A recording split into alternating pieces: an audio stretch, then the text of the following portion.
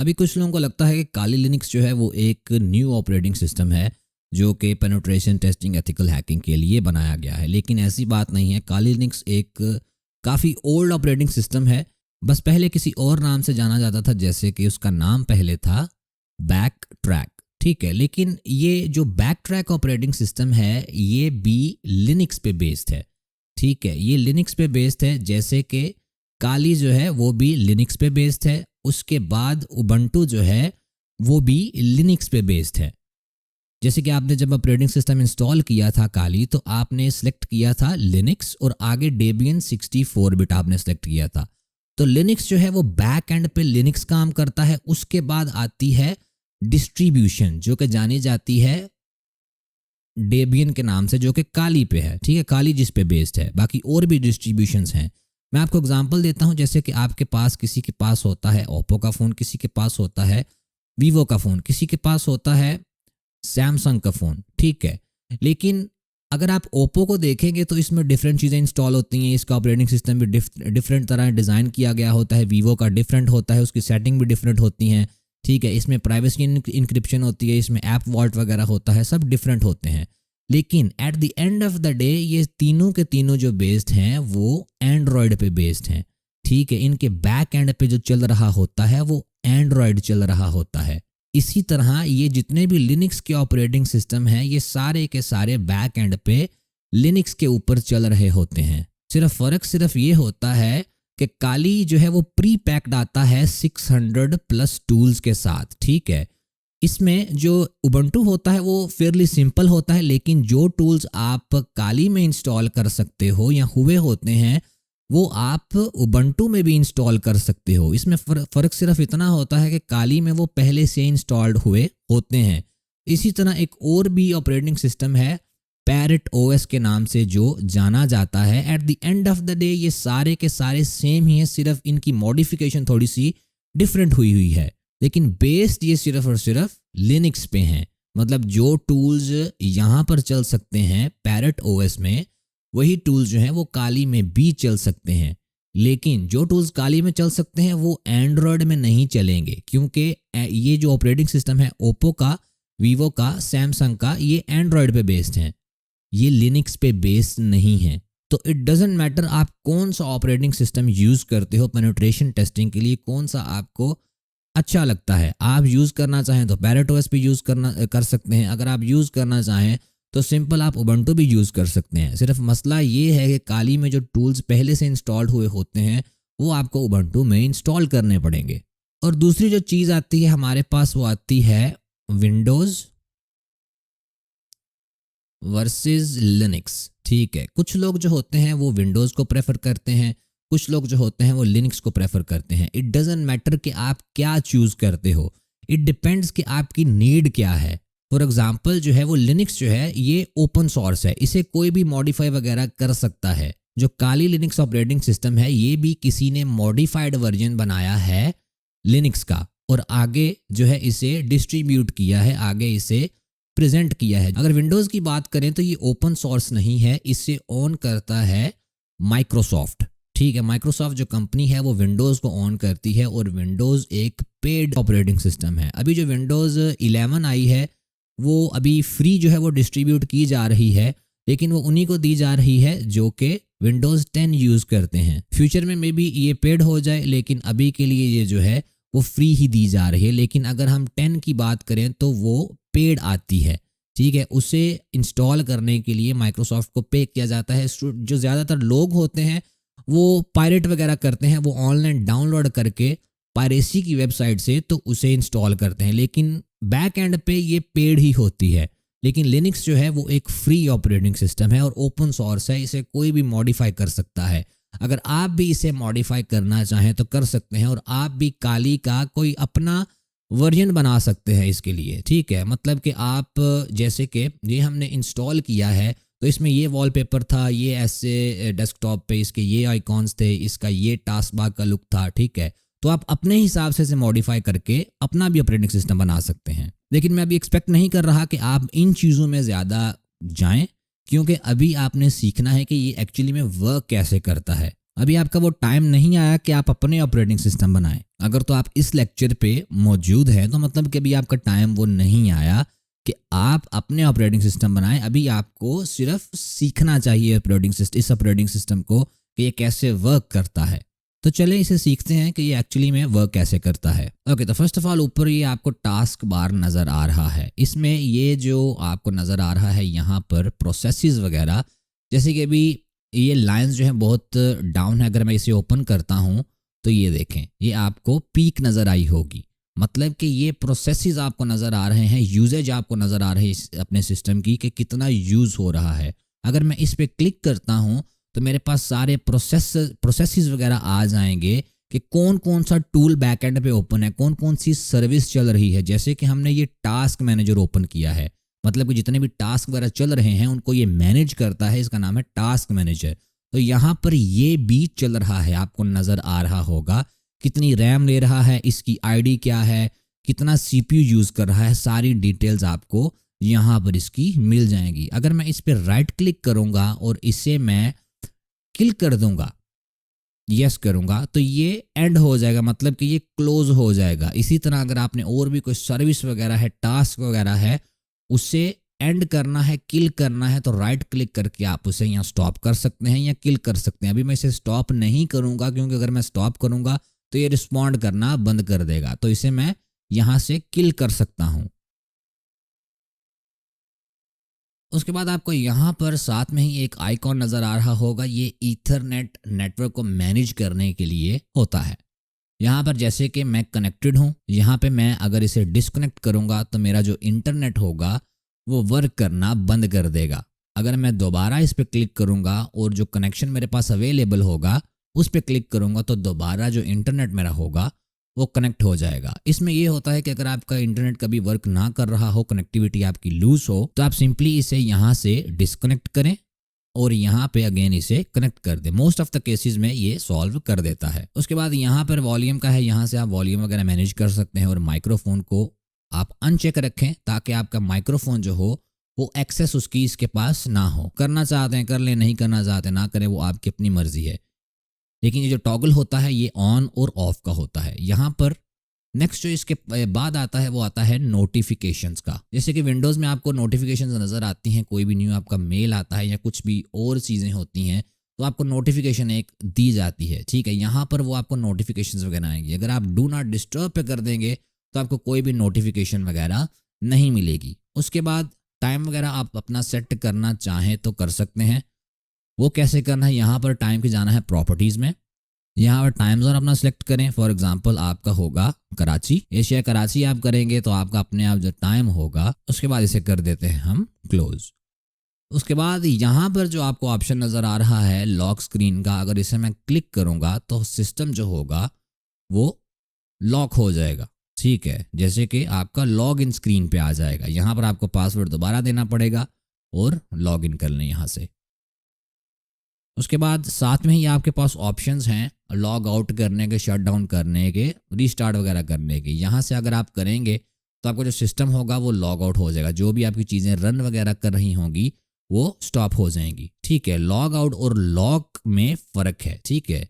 जैसे कि अभी मैं यहाँ पर पासवर्ड और यूज़र नेम टाइप करता हूँ और यहाँ पे जो लॉक था ये डिफरेंट है लॉग आउट से। लॉक से सिर्फ वो लॉग इन स्क्रीन पे जाता था, जो भी चीज़ें आपकी रन हो रही होती थी वो वैसी की वैसी रहती थी। लेकिन लॉग आउट से सारे के सारे जो प्रोसेसेस वगैरह आपके रन हो रहे हैं, जो भी आप काम कर रहे हैं वो सब एंड हो जाएगा, ठीक है, और आपका सिस्टम जो है वो लॉग आउट हो जाएगा। उसके बाद रीस्टार्ट पे आप क्लिक करेंगे तो आपका सिस्टम एक दफ़ा बंद होकर ऑन हो जाएगा, रीस्टार्ट हो जाएगा। शट डाउन पे आपकी मशीन ऑफ हो जाएगी और सस्पेंड पे आपकी मशीन जो है वो एक किस्म की बंद हो जाएगी लेकिन ऑन भी रहेगी। अगर आप कुछ भी प्रेस वगैरह करेंगे तो ये जो मशीन आपकी होगी ऑन नहीं होगी।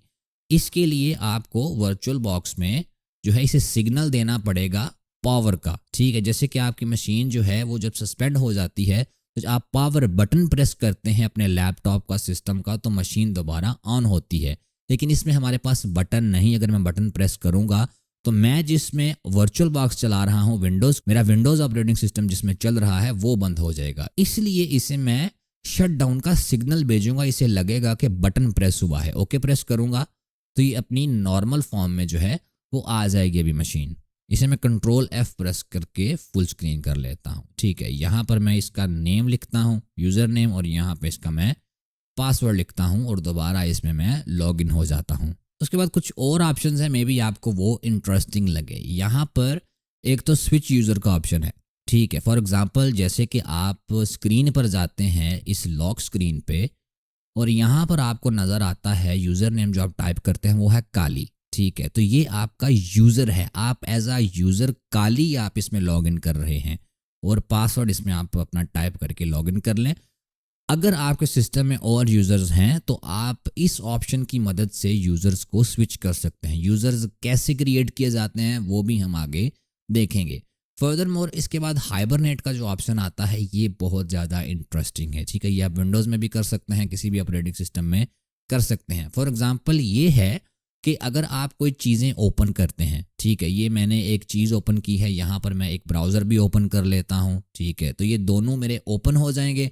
इसमें मैं फॉर एग्जांपल कोई काम कर रहा हूँ, लेकिन मैं अगर मशीन बंद करूँगा तो ये प्रोसेसेस वगैरह जो होंगे वो बंद हो जाएंगे, ये दोनों चीज़ें बंद हो जाएंगी। लेकिन हाइबरनेट में ये होता है कि आप इनको ओपन करके अपने काम को वहाँ पर ही पॉज करके हाइबरनेट कर सकते हैं और अपनी जो पावर है उसे भी ऑफ कर सकते हैं। अभी तो जो लैपटॉप्स में सिस्टम आया हुआ है उसमें आप जो है इस लैपटॉप को बंद वगैरह कर देते हैं, उसे स्लीप मोड में जाने देते हैं, या आपकी बैटरी बिल्कुल डेड हो जाती है। तो फिर भी जब आप लैपटॉप ऑन करते हैं तो वहीं पर आपका सारा डेटा होता है। लेकिन अगर आप किसी पीसी पर हैं, अगर आप किसी पर्सनल कंप्यूटर पर हैं, तो तब अगर आप हाइबरनेट करेंगे, उन चीज़ों को ओपन करेंगे और आप अपनी पावर जो आपकी पावर सप्लाई है उसे भी अनप्लग कर देंगे, मतलब टोटली पावर ऑफ कर देंगे, और जब ऑन करेंगे तो तभी से तो वहीं से सब कुछ शुरू होगा जहां पर आपने उसे रोका था। तो ये था हाइबरनेट का ऑप्शन।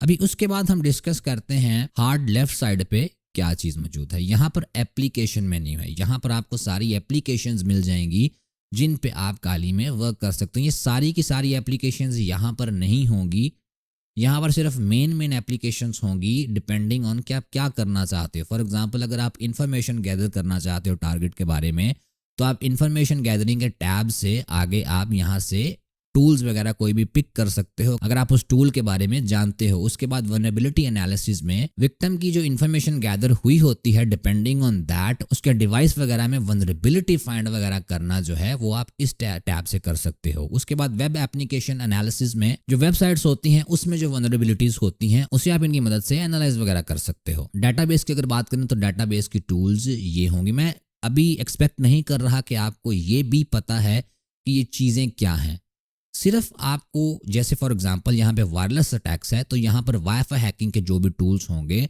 वो इस मेन्यू में होंगे, पासवर्ड अटैक्स के इस मेन्यू में होंगे। तो डिपेंडिंग ऑन आप क्या करना चाहते हो यहाँ पर एप्लीकेशन मेन्यू में आपको वो चीज़ मिल जाएगी। और ये अगेन मैं बता दूँ ये सारे के सारे टूल्स यहाँ पर मौजूद नहीं है, कुछ टूल्स जो हैं वो आप मैन्युअली जाके उन्हें ओपन वगैरह करते हो, यूज़ वगैरह करते हो। ठीक है, उसके बाद इसके साथ जो चीज़ें हैं वो भी मैं आपको बता देता हूँ। यहाँ पर ये जो चीज़ है आपको फोल्डर का ऑप्शन नज़र आ रहा है, अगर आप इस पे करेंगे और ओपन फोल्डर करेंगे काली का फोल्डर ओपन हो जाएगा। ठीक है, लेकिन अगर आप विंडोज़ में जाते हो तो यहाँ पर विंडोज़ में भी आपको सिमिलर चीज़ ही मिलती है, जैसे कि ये डाउनलोड्स और डॉक्यूमेंट्स वगैरह। ठीक है, वो जो फोल्डर था ना वो बेसिकली ये वाला फोल्डर था। ठीक है, जो आपका यूज़र नेम होता है, इसमें तो ज़्यादा चीज़ें हैं लेकिन आपको पॉइंट तो पता लग ही गया है कि वो किस चीज़ का फोल्डर था। तो विंडोज़ में इस तरह होता है और लिनक्स में इस तरह होता है। लिनक्स और विंडोज़ ज़्यादा कुछ डिफरेंट नहीं है यूज़ करने के लिहाज से, बैक एंड पे बहुत ज़्यादा डिफरेंट है, लेकिन यूज़ करने के लिहाज से जो स्टूडेंट्स को मसले वगैरह आते हैं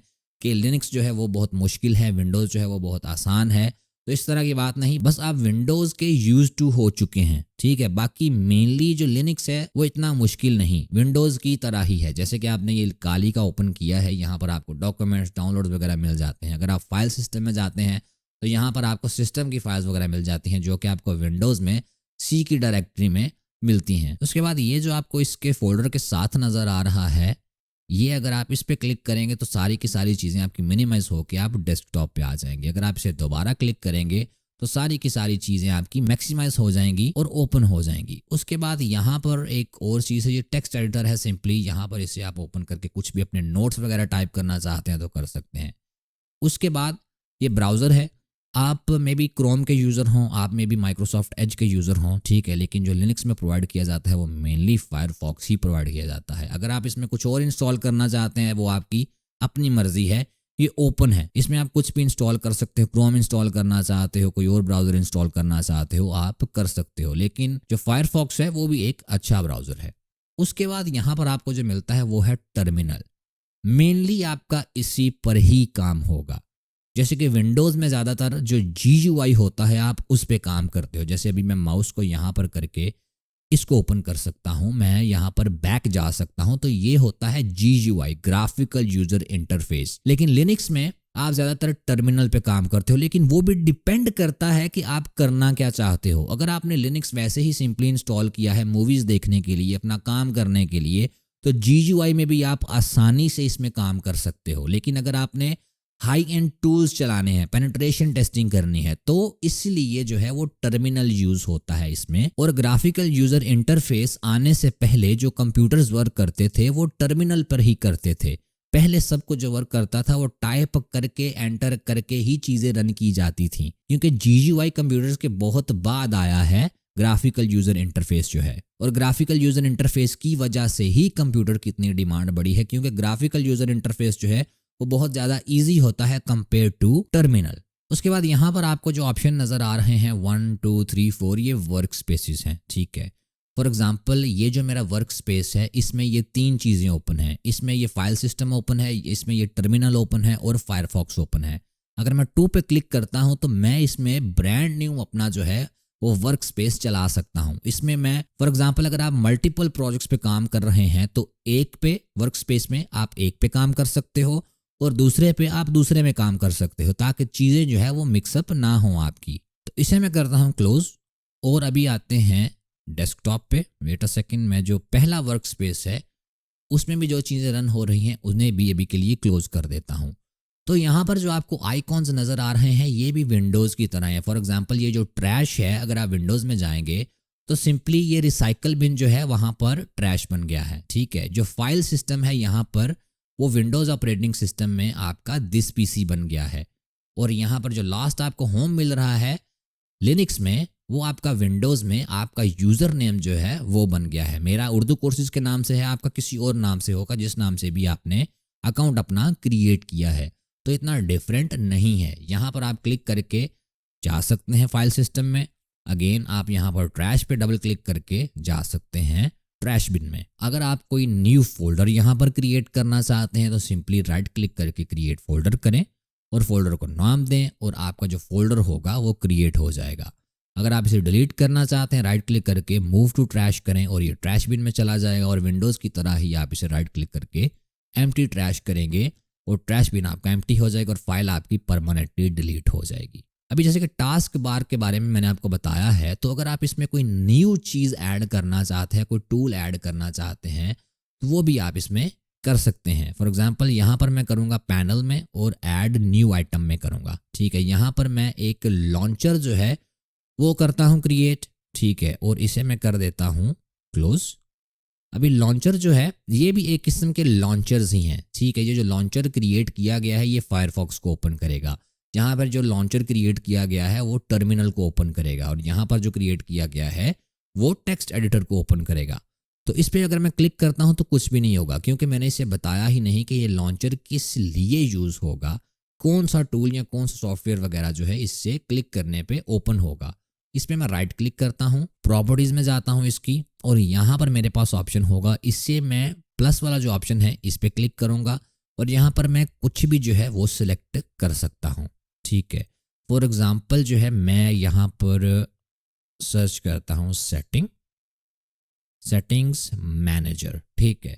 सेटिंग मैनेजर पे क्लिक करके मैं ऐड कर देता हूँ और इसे क्लोज कर देता हूँ और इसे भी क्लोज कर देता हूँ। लेकिन मैं इसे यहाँ पर लाना चाहता हूँ, तो इसके लिए मैं यहाँ पर राइट क्लिक करूँगा, इसे मूव करूँगा और इसे मैं कहीं पर भी मूव कर सकता हूँ। इसे मैं यहाँ पर मूव कर लूँगा।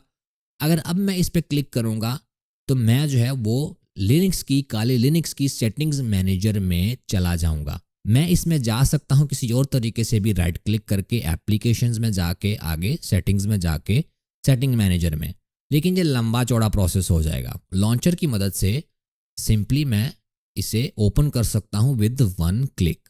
और आप इसमें कोई भी टूल चला सकते हैं, कोई भी आपने सॉफ्टवेयर वगैरह ओपन करना है, डायरेक्टरी ओपन करनी है, तो आप लॉन्चर की मदद से यहाँ पर शॉर्टकट क्रिएट कर सकते हैं अपने फेवरेट्स पे। ये फेवरेट्स का बार कहलाता है। अभी सेटिंग्स मैनेजर में देखते हैं कि आप इसकी सेटिंग वगैरह को कैसे चेंज कर सकते हैं। तो ये अपीयरेंस जो है, इसमें आप ये दिखता कैसे है उसको जो है वो मॉडिफाई वगैरह कर सकते हैं। ये बैक एंड पे कुछ भी चेंज नहीं करेगा, सिर्फ अपीयरेंस चेंज करेगा। जैसे कि फॉर एग्जांपल यहाँ पर मैं अपीयरेंस में स्टाइल इसका कर देता हूँ विंडोज़ 10 का। इस तरह जो विंडोज़ वगैरह इसकी होंगी इनका स्टाइल हो जाएगा विंडोज़ 10 का। आइकॉन्स में अगर मैं जाता हूँ तो आइकॉन्स में भी यहाँ पर ऑप्शन है विंडोज़ 10 का, ठीक है। तो यहाँ पर तो अभी ये जो उसका फाइल सिस्टम होगा ये एक किस्म का विंडोज़ की तरह लगेगा। इस बंदे को लिनक्स का इतना नहीं पता, उसे यही लगेगा ये विंडोज़ का ऑपरेटिंग सिस्टम है। आप दोबारा जाना चाहते हैं उसी लुक पे जो पहले थी, तो आप जो पहले लुक थी वो वाले ऑप्शन सेलेक्ट कर दें, काली डार्क, और ये पुराने ऑप्शंस हो जाएंगे। इसका एक और तरीका है, यहाँ पर अगर आप एप्लीकेशन मेन्यू में जाते हैं और यहाँ पर सर्च करते हैं अंडर कवर, ठीक है, तो काली अंडर कवर जो मोड होगा अगर आप उस पर क्लिक करते हैं तो ये आपका काली जो होगा वो एक तरह विंडोज़ का ऑपरेटिंग सिस्टम बन जाएगा, जिसे विंडोज़ का भी अच्छी तरह पता है, लिनक्स का भी अच्छी तरह पता है। पहली लुक से उसे भी नहीं पता लगेगा कि ये जो है एक लिनक्स ऑपरेटिंग सिस्टम चल रहा है, क्योंकि सारी चीज़ें जो होंगी वो एक किस्म की विंडोज़ की तरह बन जाएंगी। जैसे कि आप स्टार्ट पे क्लिक करेंगे तो स्टार्ट भी इसका जो है तकरीबन विंडोज़ की तरह ही होगा। अगर मैं यहाँ पर अभी करता हूँ अंडर कवर, ठीक है, अगर इसमें मैं दोबारा क्लिक करता हूँ तो ये दोबारा अपने नॉर्मल मोड में चला जाएगा जैसे ये पहले था। उसके बाद दोबारा सेटिंग्स मैनेजर में चलते हैं, क्योंकि अभी मैंने सब कुछ यहाँ पर कवर नहीं किया। मेन जो चीज़ें हैं उन्हें ही कवर करेंगे, सब कुछ जो है वो कवर नहीं करेंगे। माउस एंड टच पैड में मैं जाता हूँ, क्योंकि मैंने इसका जो कर्सर साइज़ है वो बड़ा करना है ताकि आपको इसका कर्सर जो है वो नज़र आए अच्छे से।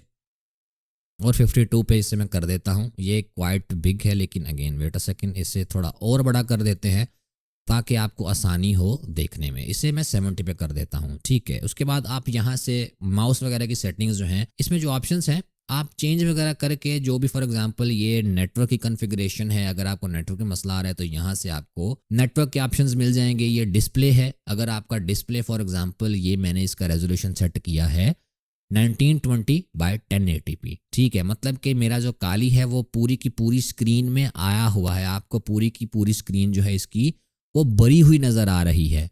अगर आपकी आधी स्क्रीन काली है, आधी स्क्रीन आपकी बरी हुई है, तो मतलब आपके रेजोल्यूशन में मसला है। तो उसके लिए आप रेजोल्यूशन जो है वो यहाँ से चूज़ कर सकते हो, जो भी आपकी स्क्रीन का रेजोल्यूशन है। लेकिन वो आपके लैपटॉप की या आपके पीसी के मॉनिटर की स्क्रीन पर डिपेंड करेगा कि वो कितना रेजोल्यूशन सपोर्ट करता है।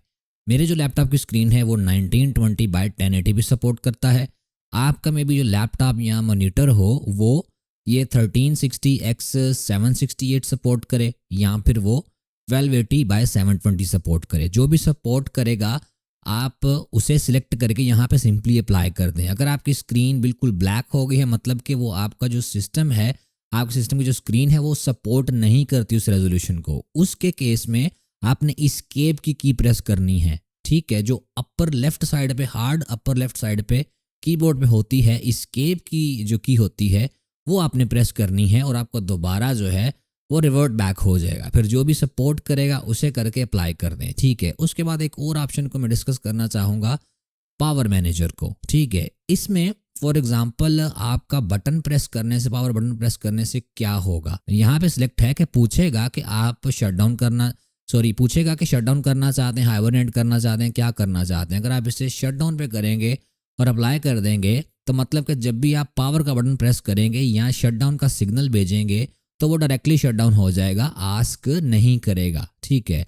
उसके बाद स्लीप वगैरह ये कुछ भी मतलब करने से आपका क्या होगा, यहाँ पर डू नथिंग है और इसे डू नथिंग पर ही रहने दें। उसके बाद डिस्प्ले में चलते हैं और ये बताएगा कि अगर आपका ऑन बैटरी है या प्लग्ड इन है तो ब्लैंक आफ्टर, मतलब कि अगर आप कुछ भी नहीं करते, अपना माउस वगैरह नहीं हिलाते, तो 10 मिनट के बाद स्क्रीन ब्लैक हो जाएगी, ठीक है।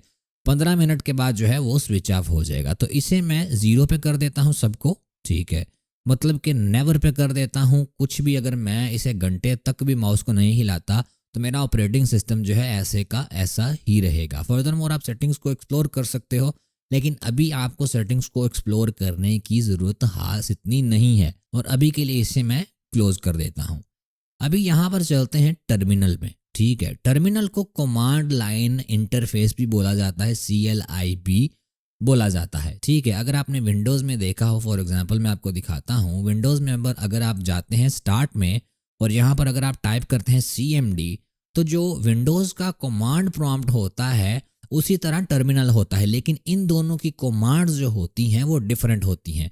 अभी मैं यहाँ पर फॉर एग्जांपल एक कमांड टाइप करता हूँ ifconfig की, तो मुझे विंडोज़ का जो कमांड प्रॉम्प्ट है वो बता रहा है कि ifconfig जो है वो रिकग्नाइज ही नहीं मैं करता, मुझे कोई ऐसी कमांड दो जो कि मैं रिकग्नाइज करता हूँ। लेकिन अगर मैं टर्मिनल पे जाऊँगा और यहाँ पे इसे मैं थोड़ा जूम इन कर लेता हूँ। ठीक है, जूम इन में से थोड़ा कर लेता हूँ ताकि आपको भी अच्छे से नज़र आए। और यहाँ पे अगर मैं सेम कमांड टाइप करता हूँ ifconfig की, एंटर करता हूँ, तो यहाँ पे मेरे पास इसकी कमांड जो है वर्क कर रही है और चल रही है। ये कमांड क्या है, क्या करती है, अभी इस पे ज़्यादा आप जोर ना दें, मैं सिर्फ एग्जांपल आपको दे रहा हूँ। और अगर मैं यहाँ पे फॉर एग्जांपल क्लियर की एक और कमांड है जो सब कुछ क्लियर हो जाता है, तो दोबारा वही कमांड देता हूँ ifconfig, तो ये वर्क नहीं करेगा। क्यों वर्क नहीं करेगा? कमांड तो मैंने सेम दी है, तो इसमें डिफरेंस क्या है? सिंपल सा इसमें डिफरेंस ये है कि ये जो मैंने F टाइप किया है ये मैंने कैपिटल लेटर में टाइप किया है, और कैपिटल लेटर में टाइप करने से ये कमांड वर्क नहीं की। मतलब इसका ये है कि ये जो टर्मिनल है ये केस सेंसिटिव है, इसमें अगर आपका केस भी बड़ा या छोटा होगा तो कमांड वर्क नहीं करेगी। अक्सर स्टूडेंट्स मुझे बोलते हैं कि ये हमारी कमांड हमने सेम टाइप की है, आपने भी यही टाइप की है, हमें एरर आया है। वजह सिर्फ यही होती है कि आपका कोई ना कोई लेटर उसमें कैपिटल होता है, और अगर कैपिटल होना हो तो स्मॉल होता है, इसलिए एरर आता है। तो ये जो टर्मिनल होगा ये केस सेंसिटिव है, इसमें आप जो भी कमांड वगैरह टाइप करेंगे वो ध्यान से आपको करनी पड़ेगी। जिस केस में होगी कमांड उसी केस में आपको कमांड जो है वो देनी पड़ेगी। ठीक है, इसे मैं करता हूँ क्लियर। ठीक है, तो कमांड इसमें ऐसे वर्क करती हैं, जो भी कमांड आप लगाना चाहते हैं, जो भी आप वर्क करना चाहते हैं उसके हिसाब से यहाँ पर आप कमांड टाइप कर सकते हैं। तो जैसे कि मैं अभी होम की डायरेक्टरी ओपन करता हूँ, मतलब कि अभी मैं GUI की मदद से होम की डायरेक्टरी में मौजूद हूँ। इसी तरह टर्मिनल में भी आप किसी न किसी डायरेक्टरी में मौजूद होते हैं जहाँ भी आप काम कर रहे हों। तो उसके लिए मैं फॉर एग्जांपल एक कमांड देता हूँ PWD, इसमें मुझे बताता है कि मैं अभी कहाँ पर हूँ। तो जैसे कि मैं GUI में अभी काली के अंदर मौजूद हूँ और टर्मिनल के अंदर भी मैं काली के अंदर मौजूद हूँ। जैसे कि ये काली जो आपका GUI में नज़र आ रहा है, इसमें ये सारी की सारी चीज़ें मौजूद हैं मेरे पास। लेकिन यहाँ पर मुझे कैसे पता लगेगा कि ये मेरे पास जो डायरेक्टरी ओपन है इसमें क्या क्या चीज़ें मौजूद हैं? तो उसके लिए जो कमांड होगी वो सिंपली होगी LS की। अगर LS में टाइप करके एंटर करूँगा तो मेरे पास इस डायरेक्टरी में जो भी आगे फर्दर डायरेक्टरीज वगैरह फाइल्स वगैरह मौजूद होंगी वो मेरे पास यहाँ पर आ जाएंगी। और वन मोर थिंग, आपको कमांड्स याद करने की ज़रूरत नहीं है। कुछ स्टूडेंट्स होते हैं वो बहुत ज़्यादा जहन जो है वो लगा देते हैं कि मैंने एक एक कमांड जो है वो याद करनी है, ऐसे वर्क नहीं करता। मुझे भी सारी कमांड्स नहीं आती, जिसने लिनक्स बनाया है उसे भी सारी कमांड्स नहीं आती। ठीक है, किसी को भी सारी कमांड्स नहीं आती। आप सिंपली कोई भी आपको काम आता है, आप देखें उसकी कमांड कौन सी है, आहिस्ता आहिस्ता आपको पता लग जाएगा और वो कमांड आपको याद हो जाएगी। ठीक है, अभी फॉर एग्जांपल यहाँ पर आपके पास जो LS टाइप करने से ये सारी की सारी डायरेक्टरीज आ गई हैं। अगर इसमें मैं राइट क्लिक करता हूँ और क्रिएट डॉक्यूमेंट पे जाके एक एम्प्टी फाइल में इसमें क्रिएट कर देता हूँ और दोबारा मैं टर्मिनल में आता हूँ और LS टाइप करके एंटर करता हूँ, तो ये देखें ये मेरे पास जो फाइल्स होंगी वो वाइट में शो होंगी और जो डायरेक्टरीज होंगी, फोल्डर्स होंगे, वो आपके ब्लू में शो होंगे। और यहाँ पर जो हमने फाइल क्रिएट की है वो यहाँ पर हमें कमांड लाइन में शो हो गई है। इस फाइल को मैं कर देता हूँ डिलीट। और अभी मैं काली की डायरेक्टरी में मौजूद हूँ, लेकिन अगर मैंने डेस्कटॉप पे जाना है तो वो मैं कैसे जाऊँगा? इसे अभी के लिए मैं करता हूँ क्लियर। और डेस्कटॉप में जाने के लिए सिंपल कमांड है वो है CD। ठीक है, मतलब कि चेंज डायरेक्टरी। ज़रूरी नहीं है कि जो कमांड हो वो एक्चुअली में वही वर्ड हो, मतलब चेंज डायरेक्टरी करने के लिए CD ही होगा। कुछ कमांड्स होंगी जो बिल्कुल ही अनरिलेटेड होंगी उस टास्क से, उनका मतलब वर्ड जो होगा वो अनरिलेटेड होगा जो आप कर रहे हैं, ठीक है। तो लेकिन इसका है cd चेंज डायरेक्टरी, और यहाँ पे अभी मैंने करना क्या है, चेंज डायरेक्टरी करनी है डेस्कटॉप पे, डेस्कटॉप और एंटर, ठीक है। अभी मैं जो है वो डेस्कटॉप में चला गया हूँ। अगर मैं PWD प्रेस करके एंटर करके एंटर करूँगा तो ये मुझे बता देगा कि अभी मैं डेस्कटॉप में मौजूद हूँ, ठीक है। अगर मैं CD करके डॉट डॉट एंटर करूँगा तो मेरा एक डायरेक्टरी पीछे चला जाएगा, ठीक है। फॉर एग्जांपल ये मेरी डेस्कटॉप की जो डायरेक्टरी है वो काली के अंदर मौजूद है, तो मैं अगर CD डॉट डॉट करूँगा तो दोबारा वो कहाँ चला जाएगा, वो काली में दोबारा चला जाएगा मेरा टर्मिनल, और अभी मैं टर्मिनल में काली वाली डायरेक्टरी के अंदर जो है वो वर्क कर रहा हूँ। अगर मैं दोबारा करता हूँ CD आगे लिखता हूँ डेस्कटॉप एंटर करता हूँ तो ये मेरा अभी डेस्कटॉप में नहीं जा रहा। उसकी क्या वजह है आप बताएं मुझे।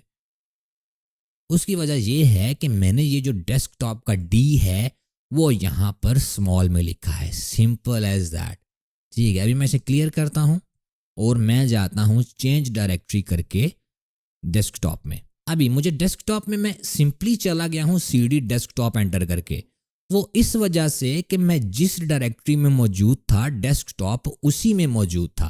फॉर एग्जांपल वापस चलते हैं और यहाँ पर लिखते हैं LS, तो इसमें डाउनलोड्स की भी डायरेक्टरी है, ठीक है। और अभी मैं जाता हूँ किस डायरेक्टरी में, डेस्कटॉप की। अगर आपने पहले वो कमांड यूज़ की है और आदि लिखते हैं आप, तो आप टैब की प्रेस करेंगे तो डायरेक्टली वो जो है वो कमांड आपकी खुद टाइप कर देगा और एंटर करें। अभी मैं डेस्कटॉप की डायरेक्टरी में जब मौजूद हूँ, अगर मैं CD यहाँ पर लिखूंगा डाउनलोड्स एंटर करूंगा तो इससे डेस्कटॉप में कोई डाउनलोड्स वाली डायरेक्टरी मिली ही नहीं, इसलिए डाउनलोड्स में नहीं जा सका। उसके लिए अभी मैं करता हूं क्लियर स्क्रीन और PWD जो कमांड आपको बताई है मैंने, जिससे डायरेक्टरी शो होती है कि आप किस डायरेक्टरी में हैं, एंटर करता हूं तो मुझे बता रहा है कि ये अभी डेस्कटॉप में है। तो हमने जाना है डाउनलोड्स की डायरेक्टरी में, ठीक है, डाउनलोड्स के फोल्डर में। वो किस में मौजूद है, वो काली में मौजूद है, इसलिए हमें करना पड़ेगा, हम करते हैं CD। यहाँ पर मैं अगर फुल डायरेक्टरी का नेम दूंगा तो मुझे कहीं पर भी जाने की ज़रूरत नहीं पड़ेगी, डायरेक्टली मैं उस डायरेक्टरी में चला जाऊंगा, ठीक है। यहाँ पर मैं टाइप करता हूँ डाउनलोड्स और एंटर कर देता हूँ। अभी मैं डाउनलोड्स में चला गया हूँ। टर्मिनल में अगर आप फुल डायरेक्टरी का पाथ देते हैं तो आप कहीं पर भी किसी भी डायरेक्टरी में जा सकते हैं, बगैर इस नीड के कि आपको उस डायरेक्टरी में मौजूद होने की ज़रूरत हो जिसमें वो जगह मौजूद हो जिसमें आपने जाना है। I hope you get the point. तो अभी मैं CD डॉट डॉट करके वापस आता हूँ और CD डेस्कटॉप करके मैं डेस्कटॉप पे चला जाता हूँ और हम अभी डेस्कटॉप पे काम करते हैं। आपको बताता हूँ मैं फाइल्स वगैरह कैसे क्रिएट होती हैं, रिमूव कैसे होती हैं वगैरह वगैरह। तो जैसे कि अभी हम डेस्कटॉप पे मौजूद हैं, ठीक है। यहाँ पर सिर्फ यही 3 चीज़ें मौजूद हैं। यहाँ पर अगर मैंने कोई फाइल क्रिएट करनी है तो वो मैं कैसे करूँगा। फाइल क्रिएट करने के लिए जो कमांड है वो है मेरा कैप्स लॉक ऑन है, अच्छा ऑफ करके मैं करता हूँ कमांड टाइप करता हूँ टच। उसकी जो कमांड है टच है। अगर तो कमांड आपकी रिकग्नाइज्ड है, टर्मिनल उसे रिकग्नाइज कर रहा है, तो इसका कलर अपने आप जो है वो चेंज हो जाएगा। फॉर एग्जांपल अगर मैं बैक करता हूँ तो ये TOCUC वाली कमांड उसे नहीं पता कि कौन सी है, टर्मिनल उसे रिकग्नाइज नहीं करता। लेकिन अगर मैं H टाइप करता हूँ वो कलर भी चेंज कर देगा और उसे पता भी लग जाएगा कि कौन सी ये कमांड है। टच में एंटर करके अभी मैं फाइल लिखूंगा, यहाँ पर एंटर करूंगा तो ये न्यू फाइल जो एक होगी वो क्रिएट हो जाएगी। इस तरह आप फाइल्स क्रिएट कर सकते हो टर्मिनल में। और भी बहुत तरीके हैं लेकिन अभी हम इसे ही कवर कर रहे हैं। तो टच की मदद से आप फाइल क्रिएट कर सकते हो। अभी उस फाइल में है क्या वो देखने के लिए टर्मिनल से कमांड है कैट, ठीक है, कैट फाइल और एंटर। अभी इसने कुछ भी मुझे प्रोवाइड नहीं किया, ठीक है, मुझे वापस नहीं दिया क्योंकि ये फाइल बिल्कुल एम्प्टी है, इसमें कुछ दिखाने के लिए मौजूद ही नहीं है। तो जो कैट वाली कमांड है वो दिखाएगी क्या। तो इसमें कुछ एंटर करने के लिए फाइल में, ठीक है, कुछ इन्फॉर्मेशन देने के लिए कमांड जो यूज़ करेंगे वो होगी एको कमांड हम यूज़ करके इसमें डाटा जो है वो इनपुट कर सकते हैं। This is a secret message, ये मैं टाइप करूंगा। उसके बाद मैं अभी यहाँ पर मैं साइन दूंगा लेस देन का, और यहाँ पे कहाँ पे ये इंफॉर्मेशन पुट करनी है उस फाइल का नाम दूंगा और एंटर कर दूंगा। अभी जो इंफॉर्मेशन होगी वो उस फाइल में चली गई है, ठीक है। और यहाँ पे अगर मैं सेम कमांड दूंगा, कैट की फाइल की कमांड दूंगा तो ये मेरे पास इस दफ़ा जो है वो मैसेज आ जाएगा जो मैंने इसके अंदर पुट किया था। लेकिन ये थोड़ा लंबा चौड़ा प्रोसेस है। फॉर एग्जांपल पहले आप फाइल क्रिएट करें, उसके बाद फाइल में मैसेज पुट करें। इसका एक और भी मेथड है जिसकी मदद से आप जो है वो फाइल क्रिएट करने के फ़ौरन बाद ही उसमें जो भी आपने पुट करना है आप कर सकते हैं। उसके लिए जो यूज़ होता है वो है कमांड नैनो की, नैनो फाइल 1। ठीक है, अभी मैंने 1 इसके साथ इसलिए लगाया है क्योंकि पहले ही फाइल के नाम से एक फ़ाइल मौजूद है, तो अभी कोई न्यू नाम देना पड़ेगा। तो अभी मैंने फाइल 1 करके एंटर किया है, तो ये जो है इसकी विंडो ओपन हो गई है कि यहाँ पर आप इसमें जो भी आपने इन्फॉर्मेशन पुट करनी है वो आप कर सकते हो। This is a message that I put in this file using nano. ठीक है, अभी मैंने इसके अंदर जो है वो जो भी अपना टेक्स्ट डालना था वो डाल दी है, जो भी इन्फॉर्मेशन डालनी थी डाल दी है।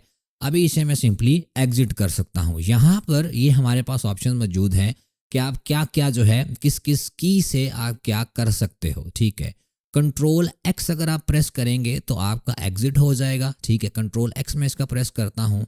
वो प्रेस करने के बाद मेरे पास ऑप्शन आया है कि आप इसे सेव करना चाहते हैं जो भी आपने पुट किया है इसमें या नहीं। ठीक है, मैं वाई प्रेस करूँगा सिंपली और फाइल का नाम पूछ रहा है, एंटर करूँगा और ये मेरे पास फाइल क्रिएट हो गई है टेक्स्ट के साथ।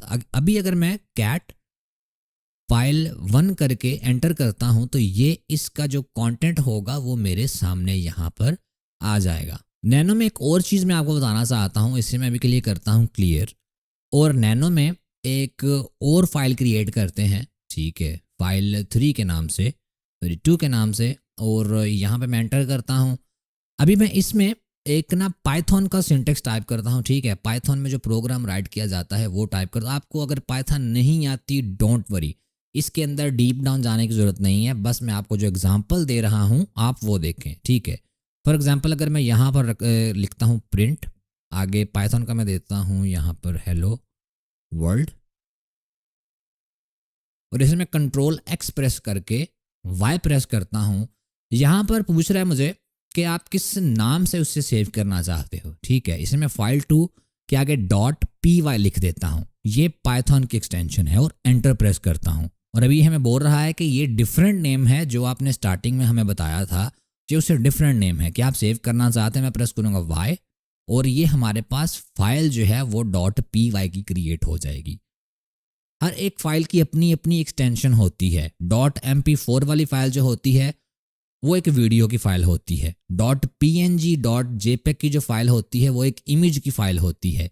इसी तरह .py की जो फाइल होती है वो पाइथन की होती है, इसमें पाइथन का कोड होता है। अभी अगर मैं यहाँ पर कैट फाइल 2.py लिखता हूँ तो ये मेरे पास उसने बता दिया है कि इसमें क्या मौजूद है। लेकिन ये जो कोड है पाइथन में, ये हमें सिर्फ और सिर्फ ये हेलो वर्ल्ड दिखाता है। ये पाइथन का सिंटेक्स है कि आपने प्रिंट करना है स्क्रीन पे हेलो वर्ल्ड। लेकिन कैट में हमें पूरे का पूरा दिखाएगा कि इसमें कौन सा कंटेंट मौजूद है। उसे नहीं पता कि ये एक कोड है, उसे नहीं पता कि सिर्फ इसका जो प्रिंट है, इसका जो आउटपुट है वो हेलो वर्ल्ड है। तो इसलिए कैट जो भी दिखाएगा वो पूरे का पूरा कंटेंट दिखाएगा। अगर मैं इसी कमांड को यहाँ पर फॉर एग्जांपल इसी फाइल को पाइथन 3 लिख के उसके अंदर रन करता हूँ फाइल 2.py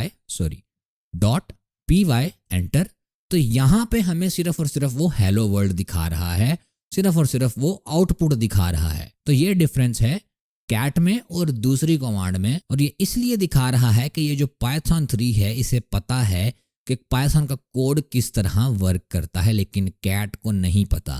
कैट सिर्फ और सिर्फ आपको सारे का सारा दिखाएगी कंटेंट जो भी उस फाइल में मौजूद होगा। तो ये था कि कैसे आपने फाइल्स क्रिएट करनी है। अभी आपने डायरेक्टरी कैसे क्रिएट करनी है, उसके लिए जो यूज़ होती है टूल कमांड यूज़ होती है mkdir मेक डायरेक्टरी।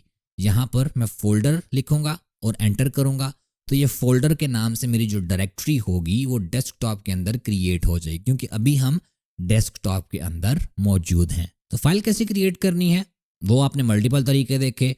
फोल्डर कैसे क्रिएट करना है उसका ये तरीका है। अभी फाइल को कॉपी कैसे करना है एक जगह से दूसरी जगह पर, उसके लिए भी मैं आपको बता देता हूँ। उसके लिए जो कमांड यूज़ होती है सिंपली होती है cp की।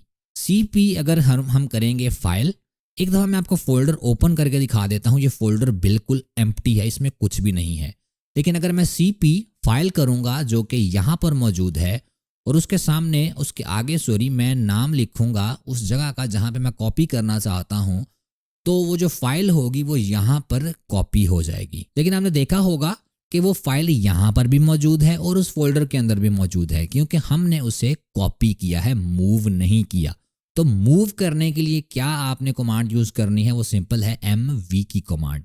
mv यहाँ पर मैं फाइल का नाम लिखता हूँ file1 और यहाँ पे जगह लिखता हूँ जहाँ मैंने कॉपी उसे मूव करना है, उसका फोल्डर का नाम लिख के एंटर मैं करता हूँ। तो जो फाइल यहाँ से होगी file1 के नाम से, वो फोल्डर के अंदर हमारी फाइल मूव हो जाएगी। और इसे अभी मैं क्लोज कर देता हूँ। अभी इसमें एक और भी कमांड है डॉट डॉट को जो यूज़ करके हम कर सकते हैं, वो है फॉर एग्जांपल मैं mv करता हूँ, मूव करता हूँ, जो हमारे पास ये फाइल है इसे कहाँ पर मैंने मूव करना है। अगर मैं डॉट डॉट करता हूँ तो डेस्कटॉप की जो पहले वाली डायरेक्टरी होगी उसमें वो मूव हो जाएगी। तो डेस्कटॉप के पहले वाली डायरेक्टरी कौन सी है, cd डॉट डॉट करेंगे और यहाँ पर ls करेंगे तो ये यहाँ पर काली के अंदर मौजूद है, क्योंकि डेस्कटॉप के पहले वाली जो डायरेक्टरी है वो काली की है और ये फाइल वहाँ पर मूव हो गई है। अभी मैं दोबारा जो है वो डेस्कटॉप पे चला जाता हूँ और स्क्रीन को मैं कर देता हूँ क्लियर। अभी आपने देख लिया फाइल को क्रिएट कैसे करना है, कॉपी कैसे करना है, मूव कैसे करना है। अभी इसे डिलीट कैसे करना है वो देखते हैं। तो अभी जैसे कि हमारे पास डेस्कटॉप पे जो फाइल मौजूद है वो है file2.py के नाम से। अगर मैं इसे रिमूव करना चाहता हूं तो मैं सिंपल कमांड दूंगा rm आगे फाइल का नेम file2.py एंटर और ये फाइल हमारी रिमूव हो जाएगी। अगर मैं rm फोल्डर का नाम दूंगा फोल्डर एंटर, तो ये फोल्डर इससे रिमूव नहीं होगा, क्योंकि rm की जो कमांड है अगर सिंपली यूज़ की जाए तो वो फोल्डर रिमूव नहीं कर सकती, जबकि उसके साथ कोई चीज़ लगाई ना जाए। लेकिन इसके लिए और भी एक कमांड है rmdir के नाम से फोल्डर, rmdir लिख के मैं फोल्डर का नाम दे दूंगा और एंटर करूंगा तो ये हमारा फोल्डर अभी रिमूव नहीं हुआ। वो किस लिए नहीं हुआ, क्योंकि डायरेक्टरी जो है वो अभी एम्प्टी नहीं है, डायरेक्टरी के अंदर फाइल्स मौजूद है। तो उसके लिए मैं कमांड दे सकता हूँ rm फोल्डर आगे -r एंटर, तो ये हमारा जो फोल्डर होगा वो रिमूव हो जाएगा इस स्विच की मदद से। आप कमांड्स के साथ जो है वो स्विच भी दे सकते हो और ये -r जो है ये एक स्विच है, ये कमांड को बताता है कि करना क्या है। नॉर्मली आप कमांड को एज इट इज़ भी यूज़ कर सकते हो, लेकिन उससे अगर आपने ज़्यादा फंक्शनैलिटी लेनी है तो आप उसके साथ स्विचेस को भी यूज़ कर सकते हो। अभी मैं इसे करता हूँ क्लियर। अभी हमने ये जो भी वर्किंग की है ये हमने डायरेक्टरीज के अंदर रह के की है। फॉर एग्जांपल आप डेस्कटॉप पे थे तो उसी पे आप फाइल्स वगैरह क्रिएट कर रहे थे, रिमूव कर रहे थे।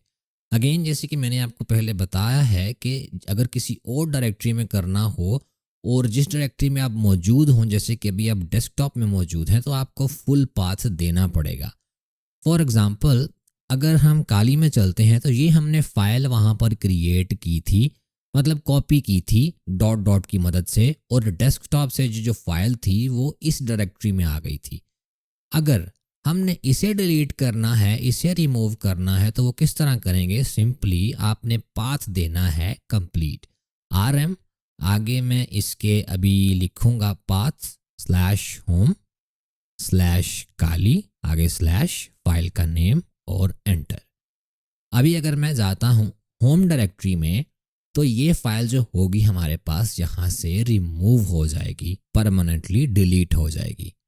और इस मेथड से रिमूव करने से अगर आप ट्रैश बिन ओपन करते हैं तो आपको ये नज़र नहीं आएंगे, क्योंकि टर्मिनल में जो भी फाइल्स आपकी रिमूव होंगी वो पूरे के पूरी डिलीट हो जाएंगी, परमानेंटली डिलीट हो जाएंगी, आपकी रिसाइकल बिन में वो नहीं जाएंगी।